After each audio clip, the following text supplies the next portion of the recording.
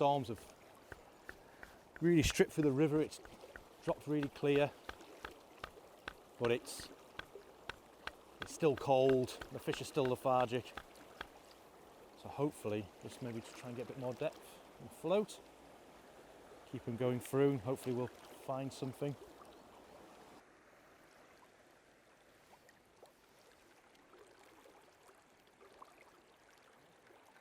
Usually Grayling like to stroll together in the winter, find deeper water out just on the edge of the main current.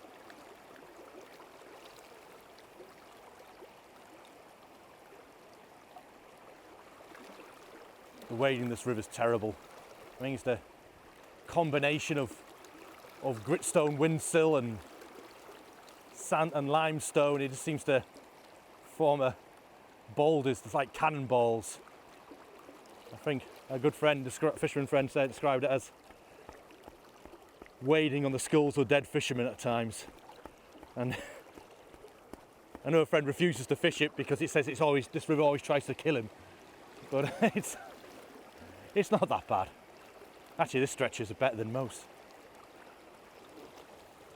Yes, I'm in.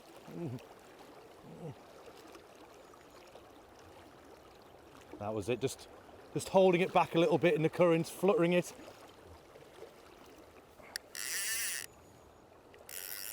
It's a good fish.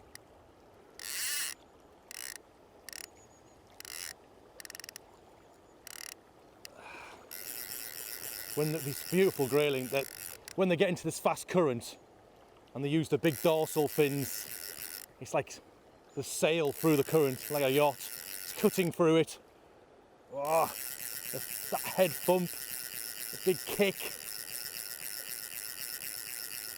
For some reason, I don't know why, but I love catching when they fly, but they seem to put up such more of a struggle while trotting.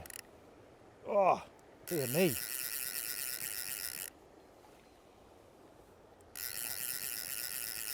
This is a good fish. I'm always scared of losing it. Let's hope it's a grayling and not a big early season trout. No, I think it's a grayling.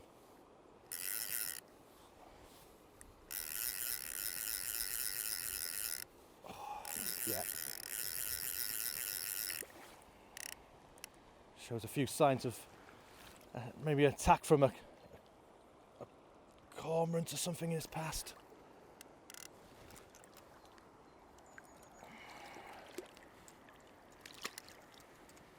Beautiful fish. It's a female fish by the size of its dorsal. Calm down, hook's falling out naturally. What a fish.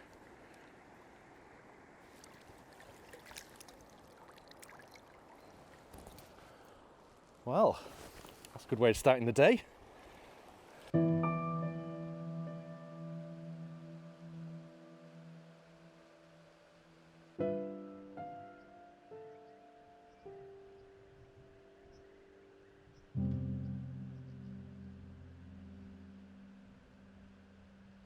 I think over the last maybe 10 years, I would say, my world shrank in a funny kind of way. Not just because of lockdown situations and things like that, but because I think I've become more and more just exploring more of the landscape around me for my photography and my filmmaking. And the more I seem to explore this dale, the more I discover in it's all its little corners. It's just a huge hinterland of rolling moor and fellside, and there's everywhere is just scope. Fantastic gnarled trees, old industrial ruins, abandoned farmhouses, and of course this beautiful river. And all the small tributaries that flow into it.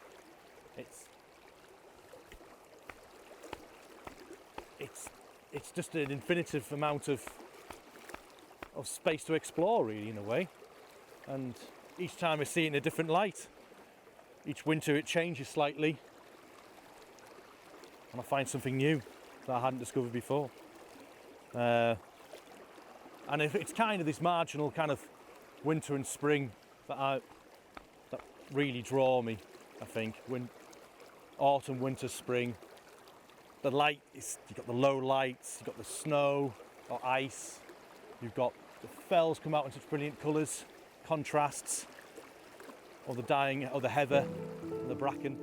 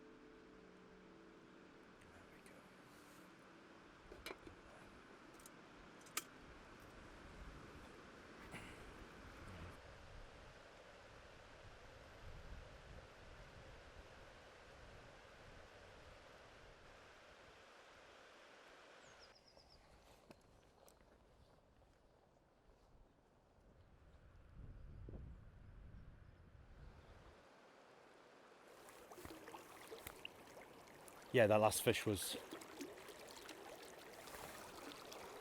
fantastic grayling. So pleased to connect with that.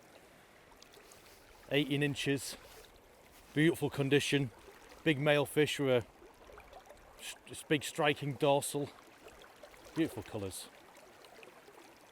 like platinum and going into like pewter on the back. Something about them. I mean, I love the connection as well with this river. Nearly. I love the connection with this river and the Galena ore they used to mine, the London Lead Company, which basically built Midland Teesdale up the river. They perfected a way and patented it of extracting silver. Because in all Galena ore, there's a certain amount of silver, small percentage of silver, as well as lead. So London Lead Company perfected a way of extracting the silver. So I love that connection with this river. You have that sort of raw essence. It's still here. It's almost in the Grayling itself.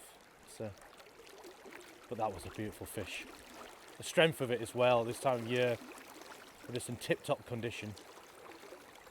Just perfect to be out here now, fishing for them. See if we can catch another one. I'm sure there's more here. Sure of it.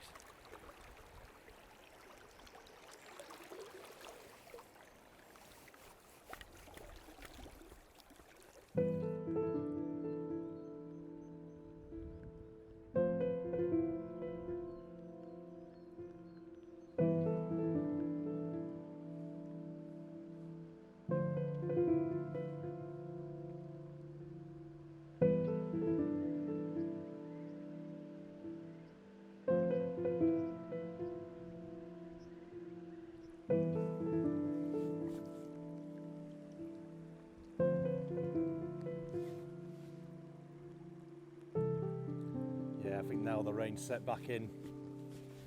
I think this is in to stay for the night.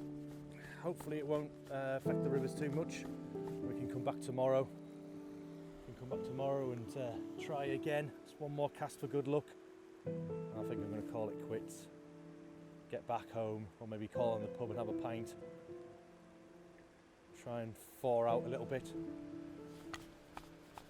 Then something just keeps you going for one last cast. Try again.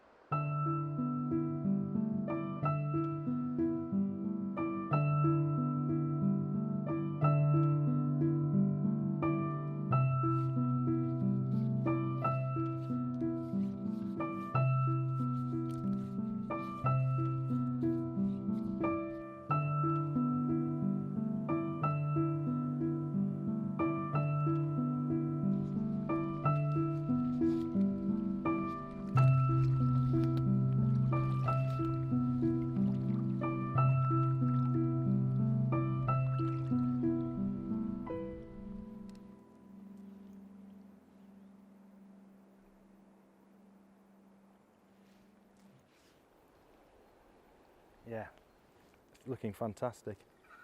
See the hills. Before yesterday we're still covered, sort of shrouded in cloud and mist.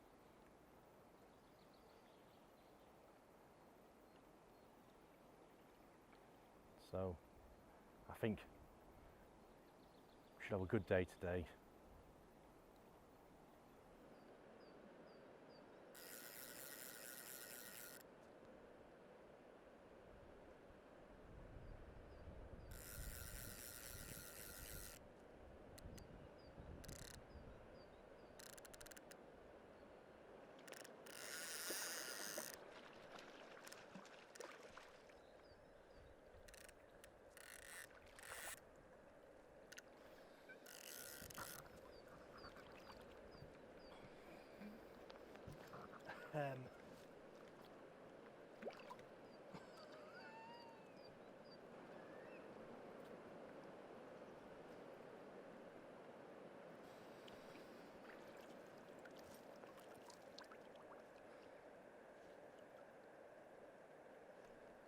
Well, that was a bit of a turn up for the books. Second cast through, one massive wild brownie. I think there hasn't been any stocking in this part of the river for a very, very long time. So I'm pretty confident that was a wild fish. And they've been getting bigger and bigger the last few seasons. But even though it was still 28 days off the beginning of the season, it was in tip-top condition. Absolutely beautiful, Nick. So that's a fish for the future. That could be maybe 4 or 5 pounder by the end of the trout season. But what a fish!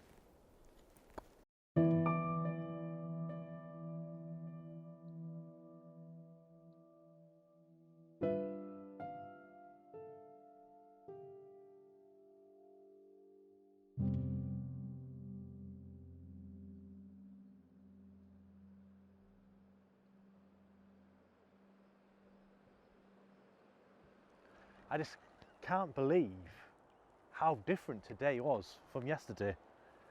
It was such a massive contrast. It's just sort of, I suppose, typical Pennine Dales weather. Like literally went from sort of grey, the river being pewter, dark, heavy rain clouds, hill fog, to just a blue skies all day, crisp, clear air. What a contrast! But even though it was a pretty drake day, pretty miserable, it's still fish feeding. There's still grayling to be caught. So, and that the best one of the day, the best one of the last couple of days was yesterday. It was an absolutely stunning fish of about nearly 2 pounds. And yeah, absolutely just a joy to catch. And to see it swim back was just fantastic. Lovely big, healthy fish.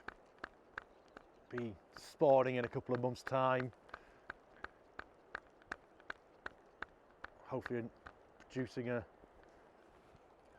newer generation of grayling for the teas.